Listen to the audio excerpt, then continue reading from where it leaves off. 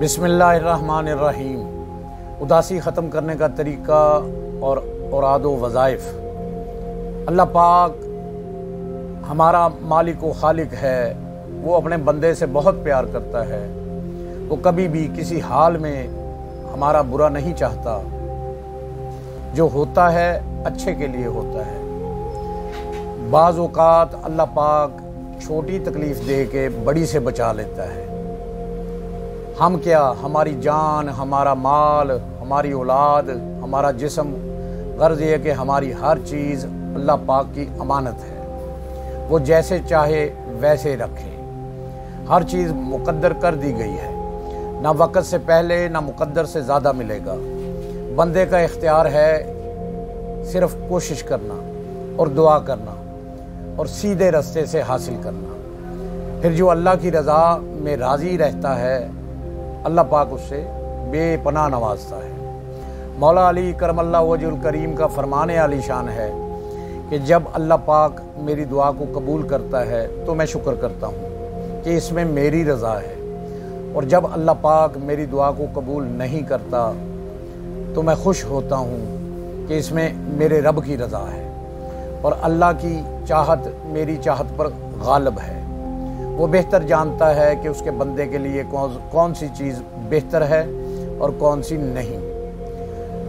सब्र और शुक्र दो ऐसे हथियार हैं, अगर ये इंसान के पास हों तो मायूसी और उदासी उसके करीब भी नहीं आ सकती। कहते हैं कि शुक्र करें ता मोती मिलसन, सब्र करें ता हीरे। पागला वांगो रौला पावें, ना मोती ना हीरे।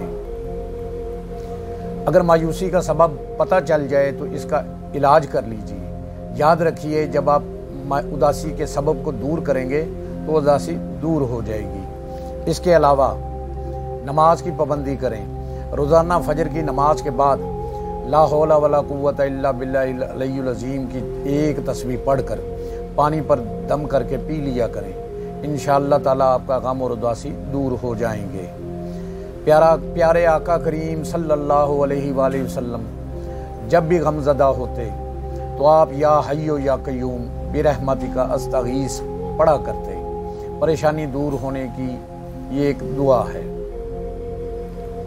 खुद को फजूल सोचों से निकालने का तरीका ये है कि अपने मामलात को अपने रब्बे करीम के सुपुर्द कर दें और अपनी सोचों का रुख बदलें। दुनियावी सोचों के बजाय गम आखरत पैदा करें। अल्लाह रसूल से लो लगाएं। अल्लाह पाक कुरान में फरमाता है, अला बिज़िक्रिल्लाहि तत्माइन्नुल कुलूब। दिलों का इत्मीनान सिर्फ अल्लाह के ज़िक्र और याद में है। अपने दिलो दिमाग को फजूल सोचों से खाली करके अल्लाह रसूल की याद बसाएं। इंशाअल्लाह ताला फ़ायदा होगा। अल्लाह पाक ने कभी नहीं फरमाया कि मैं हाजियों के साथ हूँ, मैं नमाजियों के साथ हूँ। अल्लाह पाक फरमाता है इन्नल्लाह माअस साबिरीन। अल्लाह सब्र करने वालों के साथ है। जब भी ज़िंदगी में कोई मुश्किल आए तो सब्र और शुक्र से वो वक्त गुजारें। अल्लाह पाक हमें औकात से ज़्यादा सुख देता है, बर्दाश्त से ज़्यादा कभी दुख नहीं देता, और जो होता है अच्छे के लिए होता है, क्योंकि अल्लाह कभी भी अपने बंदे का बुरा नहीं सोचता। अल्लाह से दुआ है अल्लाह हमें दीन समझने की, उस पर अमल करने की तौफीक अता फरमाए। आमीन।